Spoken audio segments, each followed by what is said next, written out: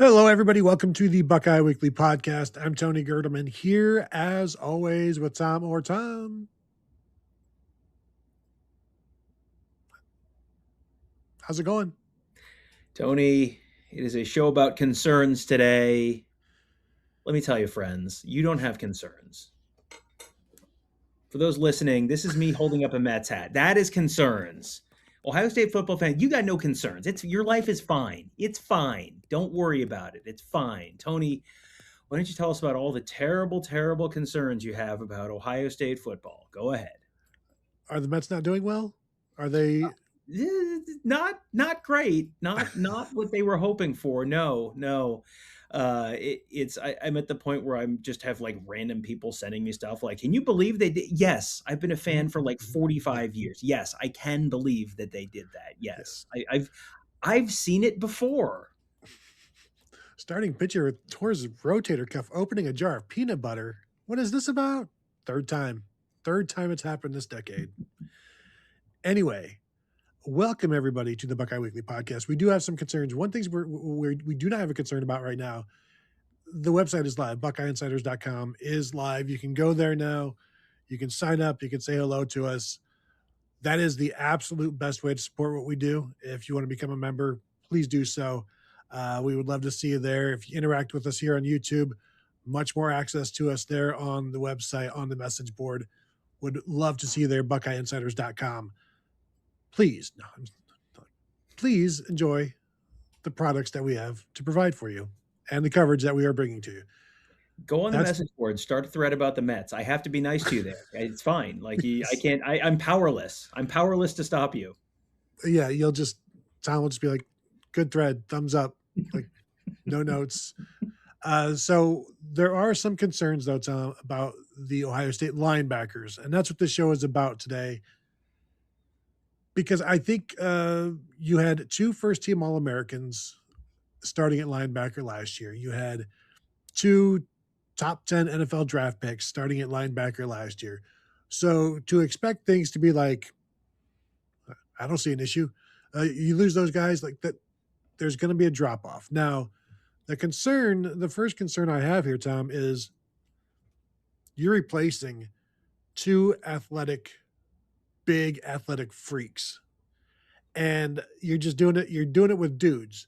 And we know there's a tier. The freaks are above the dudes, and dudes are just fine, but you're replacing two guys who are 6'4", 250, can run, can play the edge, can cover ground, are long, and you're replacing them with guys who are just normal linebacker size. So I think for me, that's the first issue, is just learning to maneuver without those guys and having to maneuver with just regular, probably really good linebackers. And I think this is a legitimate concern to have. I think this is an absolutely fair one to have, because the Ohio State linebacker core last year very well might have been the best linebackers Ohio State has ever had in program history. That is not a thing you can just say, run it back when those guys are off to the NFL. Like, oh, just get two more of those guys. Like, no, they do not. They both went in the top 10 in the NFL draft because they do not make linebackers like that, let alone two linebackers on the same team at the same time at the college level. Doesn't happen. So I think this is one where my potential answer to this is a little bit multi-tiered. One is you got the linebackers, and I think you've got very smart linebackers, and you have very athletic linebackers, and you've got guys who I think can check a lot of those same boxes. Does this go from best linebackers in Ohio State history to merely very good Ohio State linebackers, or even, heaven forbid, good Ohio State linebackers? I don't think you're going below good Ohio State linebackers. Now, that might be second team All Big Ten kind of, third team All Big Ten kind of linebacker play. But I think, this is not the floor is going to fall out and it's the year where you've got Kayvon Pope tweeting from the locker room and all that stuff. That you're not going to have that. This is a year where the floor is a lot higher than that. So the other thing that I think factors in here is Matt Patricia, where Matt Patricia has not always had to do it with, well, I've always had Lawrence Taylor coming off the edge, and so I've never really had to have a plan B because it's just Lawrence Taylor coming off the edge. He hasn't had that. Like, he's had good linebackers, certainly. He had, plenty of good linebackers at New England, but he's been able to do it with lots of different guys. And there are ways to have, you can do stuff with athletic freak linebackers that you can't with other guys, but he has a plan B. He has a plan C. And, this is not going to catch him by surprise. They're not going to get off the plane in Austin and go, whoa, where'd Sonny and Arvell go? Like, he is aware about who he's working with, what he's working with. He has continued to be in a good mood every time we have seen him. So Mm-hmm. I think he probably knows, there are solutions here. So they didn't show up for spring, and he's just like, I'm sure they're not going to miss fall camp. There's no way they're going to. No. The idea that Ohio State won't have suitable linebackers. They did go to the portal for a linebacker, Mm-hmm. but Payton Pierce was the number 3 last year. He's your starting middle linebacker. I think the thing for me that I keep going back to is there's a number of options, and they're varied and they're different. So as we've said before, you don't have to replace it one for one. Replace Arvell Reese with just one guy. You can replace him with 2. You can replace Sonny with 2 guys. So I think there's some options there. My second concern here is they were really good last year. The linebackers and Sonny Styles as the main middle linebacker. One missed tackle finally against Indiana or Miami. That was the only missed tackle he had all season. So my concern here is this defense dependent upon a middle linebacker that doesn't miss tackles? And we know Payton Pierce is a Texas tackling machine. I've said it before. 200 tackles a year, basically, in Texas high school football, real football. But what if there's a missed tackle a game? What does that do for this defense? And there's necessarily no Caleb Downs around either.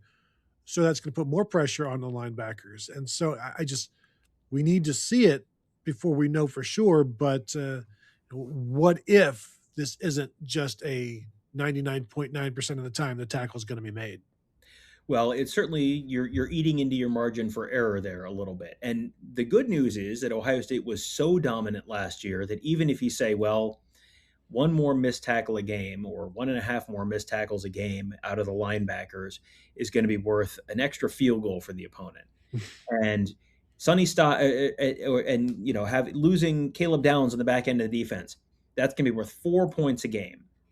Okay, now the opponent average score is up to like 16 points a game, and that's I don't know that Caleb Downs is worth how much is a Caleb Downs worth? I don't know that you could do a Right. Like wins above replacement calculator like you do in baseball, but I think those numbers are probably high. Even if they're a touchdown worse than they were last year, they're still probably a top 10 to 15 defense in the country. And I think there are areas where they're going to be better. I think the corners could be better this year.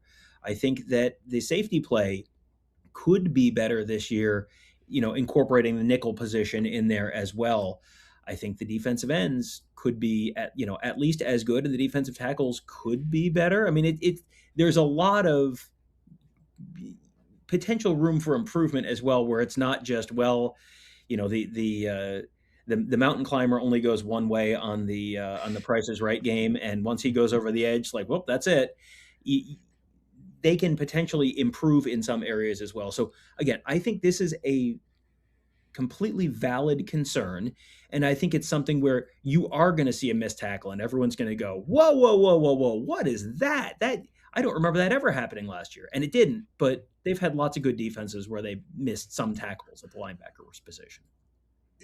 Yeah, I'm sure Tommy Eichenberg missed some tackles his final 2 years when he was a 2-time second-team All-American, all Big Ten, first-team All Big Ten. Don't really remember too many Cody Simon missed tackles his senior year.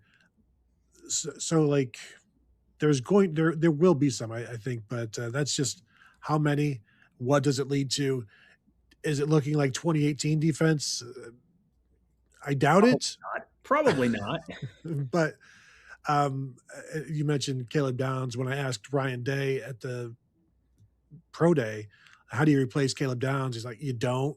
It's just everybody else picking up some slack and doing it. And I think that's kind of how you replace Sonny Styles and Arvell Reese. But with Sonny Styles as that middle linebacker, that's like there's a lot of pressure on him when he may be the only linebacker because the other guys up front on the penny front, whether that's Christian Allegro, or Riley Pettijohn or TJ Alford, one of those guys may be lined up there. So that just puts more pressure on Payton Pierce. And leads me to my third concern is Payton Pierce. And the thing is, whenever you talk to anybody around the program, coaches, teammates, Payton himself, no concerns. It's very similar to when we would talk to Jim Knowles before the 2024 season, before Cody Simon had taken over for Tommy Eichenberg fully. There was no concern about Cody Simon. It was just understood that, oh, he's going to be fine. And he was. There's been a lot of that around Payton Pierce, where it's like, yeah, he's the leader now. He is the captain now. He is the middle linebacker. He is the green dot. This is his defense. What's the problem? And we know the history of that third linebacker coming in as the number one, and it works. It has worked out every time for the Buckeyes, and there's no reason to think it won't, other than the fact that if it doesn't, there's some issues. Yeah, undoubtedly. If you have a break in that chain, then yeah, it does create some issues. I don't know that I see any big concerns there because it feels like Peyton Pierce has kind of checked a lot of those Mm-hmm. boxes already where he's been out there, he's been reliable, he was the green dot at times last year, so even that's not a new thing for him. He's someone that they talk about as a very cerebral player, but also, is someone who has the physical tools to be able to play the position in a couple of different ways depending on what he's being asked to do. So you sort of have it's a little bit of an assembly line where you would go through that with Ohio State cornerbacks for a while, where it was you'd see them a little bit as a freshman and then they'd play a little bit as play maybe start as a sophomore and they'd be pretty okay, and then in their third year they would be a first round NFL draft pick, and then it was like, well, what about the next guy? And eventually you do have a miss there, but you could sort of usually see that coming where it's like you had there was the year that I don't remember which draft person it was, but had Seven Banks as the number one draft prospect in the nation, and it was like, Yeah, I think that was a Walter mock draft. was it okay? Yeah, it was just like, what are we basing that on? That was like there were sort of things where it was like, I haven't really seen that yet. You saw Peyton Pierce out there in big moments last year, and he was good. Like he did the job that they needed him to do in those moments. So it feels very logical that he could just sort of, okay, take one step forward, and now you're ready to do even more now. My last concern isn't really it's more maybe a curiosity, but it is still an issue, and that's they need to figure out what Riley Pettijohn is going to do and how he's going to do it, and whose snaps will he be taking, all of that. They got to figure that out. I do think you're going to see a pretty heavy rotation of linebackers. I think Peyton Pierce obviously is playing. Christian Allegro is playing. Based on what we saw from TJ Alford and what James Laurinaitis has said, he's playing this year. So I don't expect Riley Pettijohn to not play just because he missed spring. He's too talented and he played last year. So like just not knowing exactly what he can do and having to figure that out on the fly in camp, I think is a slight concern, but there's also plenty of time to figure all of that out because they've got 2.5, 3 weeks before they start really game planning for Texas. So there will be time, but until we know it, I think that's a concern because he played a little bit last year and some mop up time, things like that. They need more out of him. They want more out of him. He wants to do more. Got to figure out what that's going to be.